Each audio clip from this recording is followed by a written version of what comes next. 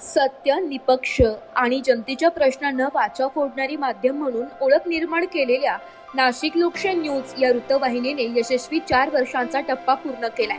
या निमित्ताने विविध क्षेत्रातून शुभेच्छांचा वर्षा होत आहे। मखमलाबाद येथील विद्युत विभागाचे कर्मचारी वैभव पवार यांनीही या विशेष प्रसंगी नाशिक लोकशाही न्यूजला मनपूर्वक शुभेच्छा दिल्या।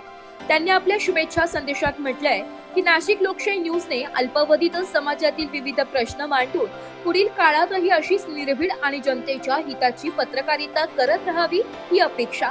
तसेच त्यांनी वृत्तवाहिनीच्या संपूर्ण टीमला पुढील वाटचालीसाठी हार्दिक शुभेच्छा देत उज्ज्वल भविष्यासाठी सदिच्छा व्यक्त केल्या। नमस्कार, मी वैभव पवार महावितरणमध्ये सहाय्यक अभियंता म्हणून कार्यरत आहे।